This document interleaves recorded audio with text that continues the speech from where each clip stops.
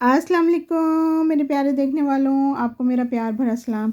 मैं ठीक हूँ और ख़ुदा के फ़ज़ल से आप भी ठीक होंगे। हाँ जी, सुबह के तकरीबन 8 बजे हैं और मैं कॉफ़लैंड आई हूँ। मुख्तलिफ़ कुछ चीज़ें लेनी थी मुझे, खाने पीने की, यानी रूटीन का जो सामान था वो लेना था। पहले मैंने अपने बेटे को स्कूल छोड़ा और स्कूल छोड़ने के बाद मैं डायरेक्ट जो है वो यहाँ पर आ गई हूँ। अगर मैं घर चली जाती तो वो मुझे नाश्ते वगैरह में देर हो जानी थी, लेकिन आज मैंने, क्योंकि जल्दी खाना बनाना है, मेरे हस्बैंड ने जल्दी काम पर जाना है, लिहाजा मैंने कहा कि मैं सुबह ही सुबह जो है वो कुछ चीज़ें ले आती हूँ। तो इसलिए मैं निकली थी, मैंने कहा चलें आपको भी बताती हूँ। आज असल में मैं आप लोगों को थोड़ा बहुत जो है वो शॉपिंग का आइडिया देने वाली हूँ कि यहाँ पे जर्मनी में कैसे शॉपिंग करते हैं, आम रूटीन की चीज़ों की भी। और ये उन लोगों के लिए है जो लोग यहाँ पर नए नए जर्मनी में आते हैं और उनको जो है वो इतना आइडिया नहीं होता कि कैसे शॉपिंग की जाए, और आम इस्तेमाल की चीज़ों का उनको नहीं पता होता कि कहाँ से ख़रीदें और इसके प्राइस क्या होते हैं चीज़ों के। क्योंकि शुरू में जब वो यहाँ पर जर्मनी में आते हैं तो सबसे बड़ी जो है वो प्रॉब्लम होती है वो जर्मन ज़बान की होती है, क्योंकि आते ही तो सबको यहाँ पर जर्मन ज़बान नहीं आती और इसलिए चीज़ों के नाम नहीं आते हैं, चीज़ों की कीमत का पता नहीं चलता, और ये भी नहीं, बास काफ़ी टाइम तक ये भी नहीं पता होता कि कौन सी चीज़ कहाँ मिलती है, कौन सी दुकान में मिलती है और मतलब कैसे मिलती है। लेकिन ये है कि वक्त के साथ साथ जो है वो सब चीज़ों का पता चल जाता है। अब ये मैं ये खरबूजा लेने लगी थी और ये नए खरबूजे आए थे। ये खरबूजे स्पेन से आए थे। अगर ये कहीं और के होते तो शायद मैं नहीं लेती, क्योंकि स्पेन से जब खरबूजे आते हैं तो वो मीठे आते हैं। तो यहाँ पर जब लोग नए आते हैं उनको इस बात का भी पता नहीं होता कि कौन सी चीज़ कौन से मुल्क से आती है। तो मैं अक्सर जो है वो ये चीज़ पढ़ के लेती हूँ कि कहाँ से आया है, क्योंकि हर मुल्क का मैंने देखा है कि टेस्ट जो है वो अलग होता है। तो पहले मुझे भी नहीं पता था, तो हम लोगों को तो आदत है कि इसको थोड़ा सा सूंघ के कि खरबूजे में से खुशबू आ रही है कि नहीं, तो हम ले लेते हैं। अब ये खीरे हैं, ये सिर्फ़ बाज़ औक़ात ये जर्मन के अपने खीरे भी होते हैं, स्पेन से भी आ रहे होते हैं, दूसरे ममालिक से, मतलब करीब के जितने भी यूरोप के ममालिक हैं उनसे ये चीज़ें आ रही होती हैं। लेकिन जो नए यहाँ पर आने वाले हैं उनको ये नहीं पता होता कि कौन सी चीज़ कौन से मुल्क से आ रही है और उसका टेस्ट कैसा है। क्योंकि जब मुख्तलिफ़ मुल्कों से चीज़ें आ रही होती हैं तो एक बात जो नोट करने वाली है वो ये है कि उनके टेस्ट में फ़र्क होता है, क्योंकि शायद जो लोग मुख्तलिफ़ खाद वगैरह इस्तेमाल करते हैं थोड़ा थोड़ा फ़र्क होता है। जैसे फ्रूट है, बाज़ फ्रूट बिल्कुल मीठे नहीं होते, और जो स्पेन से आने वाले फ्रूट हैं क्योंकि वहाँ गर्मी होती है और वो फ्रूट जो है वो मीठे होते हैं। तो अक्सर मेरी कोशिश होती है कि मैं जो है वो स्पेन से जो चीज़ें आती हैं मीठे फ्रूट वो ख़रीदूँ।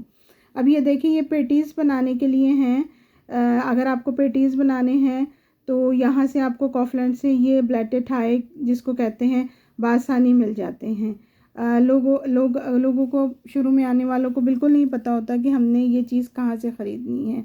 यहाँ पर ये देखिए मुख्तलिफ़, उसी के साथ ही केक्स रखे हुए हैं, मुख्तलिफ़ टेस्ट के मुख्तलिफ़ केक हैं। लेकिन आपने ये केक ख़रीदते हुए इस बात का ध्यान रखना है कि केक के पीछे जो इसकी इंस्ट्रक्शन लिखी है, यानी कि जो चीज़ें लिखी हुई हैं कि इस केक में क्या चीज़ें हैं, वो आपने ज़रूर पढ़ के लेना है। और अगर आपको जर्मन ज़बान नहीं आती, समझ नहीं आती, तो आपने किसी से पूछ के लेना है। इसकी वजह ये है कि इन बाज़ केक्स में ये लोग अल्कोहल शामिल करते हैं। उसकी निचली सतह पर जो उन्होंने चीज़ बनाई हुई होती है, बिस्किट सा बनाया होता है, या फिर जो इसके अंदर क्रीम होती है उसमें इन्होंने अल्कोहल शामिल की होती है। तो बाज़ औक़ात ये है कि पता नहीं चलता। मेरे साथ भी ऐसा एक दफ़ा हो चुका है कि मैंने किसी के लिए केक ख़रीदा और उसके घर गई, क्योंकि वो लोग यहाँ के पुराने रहने वाले थे, उनको ज़बान आती थी, और दूसरा उनको पता था कि कौन सी चीज़ में क्या कौन सी चीज़ में मतलब अल्कोहल पड़ती है और कौन सी चीज़ में नहीं। लिहाजा उन्होंने ही मुझे ये चीज़ सिखाई कि आपने हमेशा जब कोई खाने पीने की चीज़ लेनी है तो पढ़ के लेनी है। इस तरह ये उसके आगे जो है वो फ़िश है, पैकेटों में मुख्तलिफ़ तरह की फ़िश रखी हुई है, कुछ सादी भी है और कुछ पर मसाला जात जो है वो लगे हुए हैं।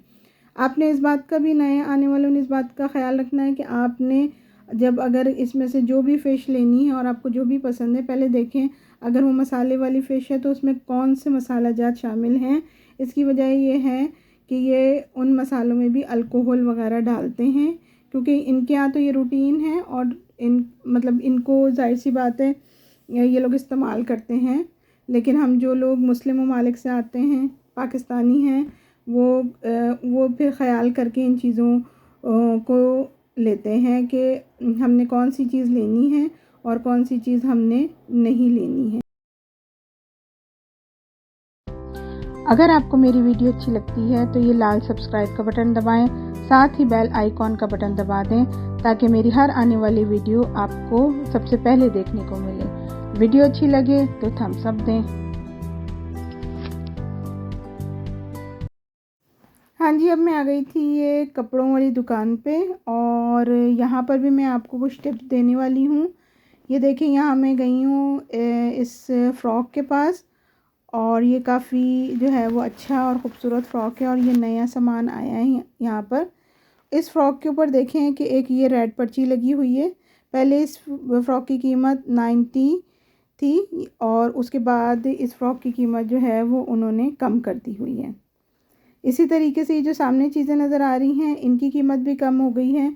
तो यहाँ पर ये तरीक़ाकार है कि जब नई चीज़ आती है तो नॉर्मल प्राइस में आती है और उसके तकरीबन 10 से 15 दिन के बाद उसके प्राइस जो है वो कम हो जाते हैं।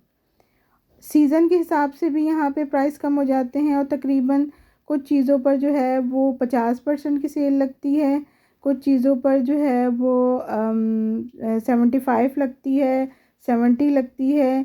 शुरू में नई चीज़ों पर जो है 30% की सेल लगती है। और ये मतलब ये कहने का मतलब ये है कि जब अगर आपने नॉर्मल प्राइस की चीज़ नहीं ख़रीदनी तो आप ये चीज़ें बआसानी सेल में ख़रीद सकते हैं। तो इस तरह बआसानी जो है वो आपकी रेंज में चीज़ें आ जाती हैं कि आप ज़रूरी नहीं है कि आप नॉर्मल प्राइस की चीज़ें लें। जब चीज़ें आएँ तो दुकानों में ज़रूर आप जाते हैं, देखें कि कौन सी चीज़ कितने की है नॉर्मल प्राइस में। उसके बाद जब इनका ये तरीका ही है कि कुछ टाइम के बाद ये लाजमी उन पर जो है वो सेल लगा देते हैं। पाकिस्तान की तरह ये नहीं है कि हम दुकान पे जाएं तो हमें बार्गेनिंग करवानी पड़ती है यहाँ, या फिर उन्होंने फ़िक्स प्राइस किए होते हैं।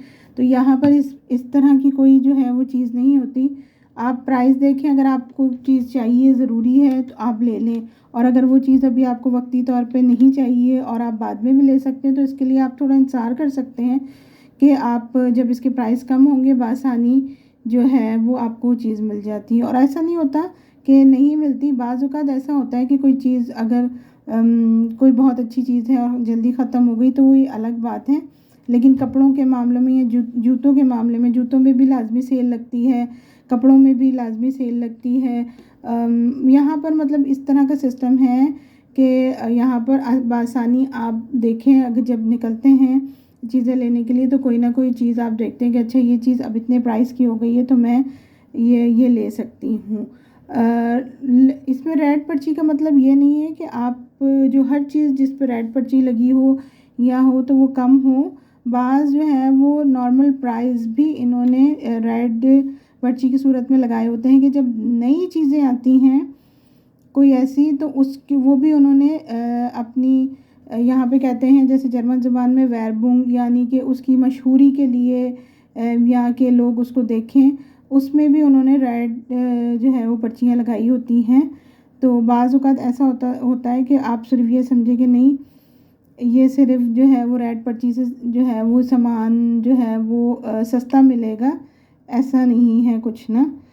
तो बहरहाल ये कि ये छोटी छोटी टिपें थी जो शुरू में मुझे भी नहीं पता थी और मुझे भी नहीं शॉपिंग करनी आती थी, क्योंकि सबसे बड़ा मसला तो जो मैंने आपको बताया कि सबसे पहले बड़ा मसला यहाँ पे जो है वो जर्मन ज़बान का होता है। अच्छी खासी मुश्किल ज़बान है, कोई इतनी आसान ज़बान नहीं है। इस लिहाजा जो है शुरू में हर एक को यहाँ पे जो है वो मुश्किल होती है और चीज़ों का भी नहीं पता होता। तो यहाँ पर एक चीज़ ये है कि यहाँ पर हर हफ्ते में 2 दफ़ा अखबार आती है और जिसमें हर दुकान जो है वो बता रहा होता है कि हमारी कौन सी चीज़ पे जो है वो सेल लगी है और कौन सी चीज़ के प्राइस कम हो गए हैं और कौन सी दुकान में कौन सी चीज़ें मौजूद हैं। 2-3 ही दुकानें यहाँ पर जो है वो हर एक के घर के पास तकरीबन होती हैं। एलडी होती है, लिडल होती है, या कॉफलन ये है कि हर एक के पास नहीं होती, दूर होती हैं। और नेटो के नाम से दुकान है। इस तरह जो है वो आपको अपने घर के करीब ज़रूर ये 2-3 दुकानें ज़रूर मिलती हैं। और इन्हीं के जो आपके घर के करीब दुकानें होती हैं उन्हीं का जो है वो अखबार आता है, जिसमें आपको पता चल जाता है कि अच्छा इस शॉप में ये वाली चीज़ है और उसके प्राइस ये हैं। क्योंकि हर शॉप अपने लिहाज से जो है वो सस्ती चीज़ें करता है, यानी कि एक दुकान में अगर कुछ प्राइस हैं चीज़ के तो दूसरी दुकान में हो सकता है कि आपको वो चीज़ जो है वो सस्ती मिल जाती है। तो ये तरीका है यहाँ पर जो है वो शॉपिंग करने का, चीज़ें लेने का। और अच्छा तरीका है। ये नहीं है कि हर चीज़ आपको बहुत महंगी ही मिल रही है। हर चीज़ जो है वो आप सोचे अच्छा ये चीज़ सोचेंगे ये चीज़ जो है वो काफ़ी महंगी है। हाँ जी, अब मैं घर आ गई थी और ये बनाने लगी हूँ मैं खाना, जिसमें मैं बना रही हूँ बोनलेस चिकन के चावल और साथ में आलू पालक। तो ये मैं घर आके जो है वो जल्दी जल्दी मैंने जो है वो सामान रखा और मैंने कहा मैं फटाफट जो है वो खाना बना लेती हूँ, क्योंकि बच्चों ने भी आ जाना था और हस्बैंड को मैंने साथ में ये खाना भी देना था। तो लिहाजा मैं खाने की तैयारी कर रही थी और मेरा खाना जो है वो तकरीबन तैयार ही हो गया था। हाँ जी, ये बन गई है, आलू पालक भी बन गई है और ये मैंने साथ में चने की चाट भी बना ली है और साथ में खीरे जो है वो मैंने दही में शामिल कर लिए हैं। वो मेरी बेटी ने जो है को ये पसंद है और साथ में चटनी बना ली थी। चावल मेरे तैयार हो गए हैं और मैं ये है कि खाना जो है वो टेबल पे अब रखने लगी हूँ। उम्मीद करती हूँ आपको मेरी शॉपिंग के हवाले से छोटी छोटी टिप्स बहुत पसंद आई होंगी।